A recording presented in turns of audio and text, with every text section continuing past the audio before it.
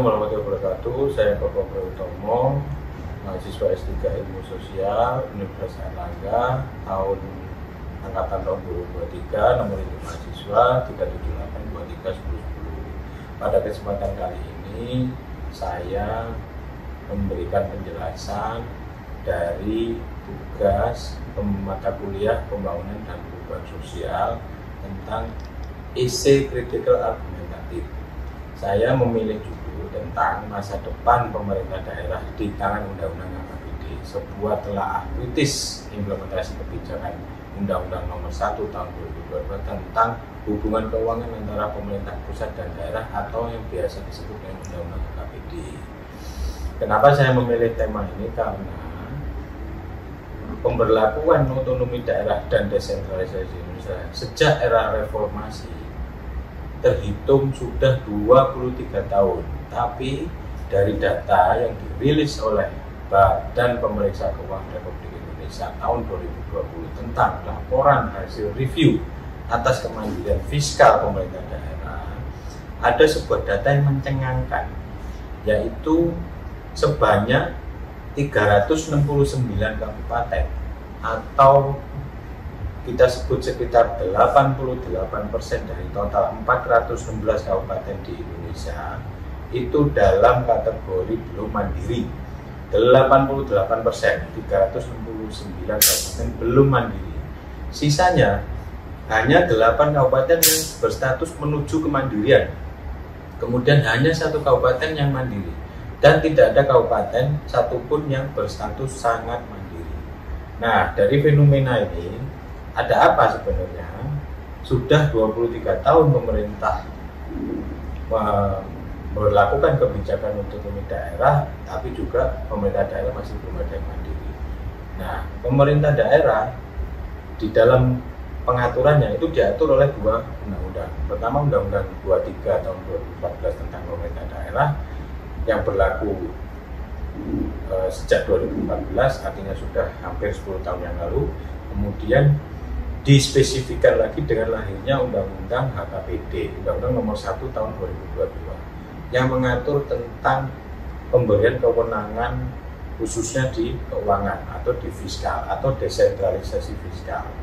Nah, ketika pemerintah daerah mengacu pada 2 undang-undang ini, bagaimanakah nasibnya pemerintah daerah ini ke depan? Nah, ini kami coba ingin mengulas bagaimana arah kebijakan Undang-Undang HKPD ini dalam mewujudkan otonomi daerah. Apakah dia ke otoriter atau demokratis, atau ke sentralistik atau desentralistik, ke sosialisme atau kapitalis, dan bagaimana masa depan pemerintah daerah di Indonesia dengan pemberlakuan Undang-Undang HKPD tersebut, apakah cerah atau suram, dan bagaimana Undang-Undang HKPD mampu memandirikan daerah. Nah, teori yang digunakan adalah pertama teori negara hukum. Teori ini merupakan teori yang wajib dipakai karena disinilah pemberlakuan fungsi-fungsi negara untuk mengatur masyarakat, khususnya pemerintah daerah. Memang ada 2 aliran, formil dan material, tapi kemudian diterjemahkan dalam Undang-Undang Dasar dan Pancasila. Pemerintah atau bangsa Indonesia mengakomodir atau mengambil pilihan bentuk teori negara hukum demokratis. Nah, untuk mewujudkan teori negara hukum demokratis tersebut diterjemahkan lagi dalam teori pemisahan dan pembagian kekuasaan. Pemisahan itu lebih ke urusan trias politika, bisa kita sebut seperti itu, yaitu ada pemisahan kekuasaan eksekutif, legislatif, yudikatif. Yang ini tujuannya adalah agar kekuasaan tidak kumpul dalam satu unit atau semakin besar. Kemudian pembagian kekuasaan adalah lebih ke urusan vertikal dan horizontal. Vertikalnya yaitu kekuasaan dibagi ke pemerintahan yang lebih kecil di bawahnya, dalam hal ini adalah pemerintah daerah. Dan disinilah undang-undang atau teori desentralisasi itu dilaksanakan, yaitu tentang pembagian kekuasaan. Nah, teori berikutnya tentang teori desentralisasi yaitu pelimpahan kewenangan kepada pemerintah daerah dari pemerintah pusat. Dibagi ada beberapa pandangan, yaitu ada devolusi, yaitu desentralisasi di aspek politik, dan dekonsentrasi, yaitu lebih ke administratif. Tapi kemudian ada pakar lagi yang menyebutkan 3 kategori dari teori desentralisasi, yaitu dari desentralisasi politik, administratif, dan fiskal atau keuangan. Nah, politik itu sebenarnya memberikan keleluasaan kepada daerah untuk membentuk undang-undang melalui DPRD. Kemudian secara administratif, yaitu pemerintah daerah menjalankan urusan pemerintahnya sendiri dengan konteks pemerintah di daerah. Kemudian ada kewenangan fiskal, yaitu pemberian kewenangan dalam mengatur urusan keuangan di daerah. Nah, ini kemudian kita analisis lagi dengan teori strukturalis fungsional dari Max Weber, karena teori ini melihat bagaimana paradigma pemberlakuan dari otonomi daerah di Indonesia lebih ke paradigma ilmiah, yaitu ada sesuatu untuk mengungkap sesuatu yang tersembunyi di kebijakan-kebijakan yang dibuat oleh pemerintah. Teori berikutnya adalah teori rekognisi dari Axel Honneth. Beliau ini adalah salah satu tokoh dari masa Frankfurt yang terkenal. Dengan teori kritisnya, itulah yang nanti kita pakai bagaimana rekognisi atau pengakuan dari pemerintah pusat kepada pemerintah daerah dalam mengakomodir mewujudkan pembangunan di daerah. Bagaimana pemerintah daerah atau daerah itu direkognisi, dikenali. Kalau dalam Undang-Undang HKPD sendiri disebutkan asas subsidiaritas atau pengakuan. Berikutnya adalah teori public policy atau teori kebijakan publik. Kemudian untuk melihat bagaimana kecenderungan yang tadi disebutkan pembahasan di atas, kita coba untuk membaca lagi, memahami tentang teori demokrasi liberal dan teori pilihan publik dan teori pilihan nasional. Ini untuk menganalisis apakah mengarah ke kebijakan neoliberal atau tidak untuk kebijakan otonomi daerah dan desentralisasi di Indonesia. Paradigma yang digunakan dalam esai kritis ini adalah paradigma critical theory, yaitu ingin mengungkap sesuatu yang tidak dilihat secara benar oleh pengamatan manusia. Berikutnya adalah tentang metode penelitian yang digunakan, yaitu lebih ke penelitian kualitatif, yakni ingin mengungkap, mengeksplor, mendeskripsikan suatu fenomena melalui teknik-teknik wawancara dengan para ahli atau expert dan praktisi yang di dalamnya berkecimpung langsung dengan pemerintahan daerah, yaitu kepala daerah, bupati, dan wali kota.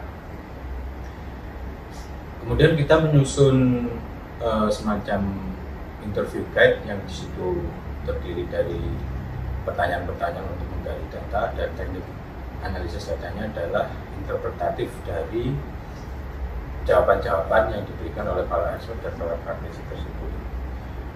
Berikutnya, pendekatan yang digunakan adalah pendekatan konsep, kemudian pendekatan historis, dan pendekatan perbandingan. Bahwa konsep itu dari undang-undang tersebut tentunya ada aturan-aturan turunan di bawahnya, bisa PP, bisa peraturan menteri, dan lain-lain. Itu kita analisis semua. Nah, pembahasan yang kita tampilkan di dalam kritis ini, ya ini tentunya tidak bisa kita secara berseri, tapi secara paralel semua saling berkaitan. Pertama, bagaimana paradigma Undang-Undang 23 tahun 2014 itu selama berjalannya pemerintahan daerah terdapat aturan-aturan turunan berupa Permendagri, yaitu pusat itu menurunkan peraturan itu untuk mengatur pemerintah daerah dalam menyusun APBD-nya. APBD-nya adalah krusial. Yang ini kita sebut sebagai kewenangan fiskal ya. Tapi di dalam prakteknya tiap tahun di dalam tahun anggaran itu pemerintah pusat memberikan rambu-rambu berupa pedoman penyusunan APBD. Tiap tahun keluar lagi Permendagri, tiap tahun keluar lagi Permendagri. Ini juga diiringi dengan keluarnya peraturan Menteri Keuangan. Itu yang mengatur tentang pembagian dana bagi hasil DAU, DAK, DBH, DBHJT, dan lain-lain, yang di situ sudah ditentukan daerah A memperoleh sekian miliar, daerah B sekian miliar. Itu pun peruntukannya sudah diatur di dalam PMK tersebut. Nah, ini menandakan bahwa daerah sebenarnya sudah dikunci dalam mengimplementasikan atau melakukan pembangunan berdasarkan peraturan-peraturan menteri tersebut. Jadi akhirnya membuat daerah itu hanya sebagai pelaksana dari pembangunan dan pemerintahan sesuai ketentuan dari pemerintah pusat. Itu ketika kita bicara DAU, belum lagi kalau kita bicara DAK, dana alokasi khusus, itu sudah ada ketentuan yang lebih teknis, yaitu berupa juknis yang diatur oleh kementerian. Misalnya DAK tentang kesehatan, itu juknisnya diatur oleh Kementerian Kesehatan. DAK tentang pendidikan, itu juknisnya diatur oleh Kementerian Pendidikan. DAK infrastruktur, itu juknisnya diatur oleh Kementerian PU. Nah, jadi posisi pemerintah daerah itu hanya melaksanakan, tidak bisa mempunyai atau berkreasi terhadap pengelolaan keuangan daerah tersebut. Itu secara analisis konsep dari kebijakan aturan-aturan yang telah dikeluarkan oleh pemerintah pusat selama ini, faktanya adalah realitanya seperti itu. Kemudian bagaimana praktek empirik itu sendiri dari Undang-Undang 23 tahun 2014, ya sebagaimana kita ketahui bahwa dari data review BPK tadi, untuk satu aspek saja yaitu kemandirian fiskal, itu bisa kita justifikasi bahwa otonomi daerah belum berhasil mengangkat pemerintah daerah untuk mandiri. Nah, ini sebenarnya problemnya di mana, bagaimana kita menyikapi ini. Kalau dalam perspektif teori kritis, berarti ini ada yang salah. Ini yang harus diurai, dicarikan solusi. Nah, critical essay ini itu untuk mencoba memotret bagaimana positioning kebijakan-kebijakan tersebut.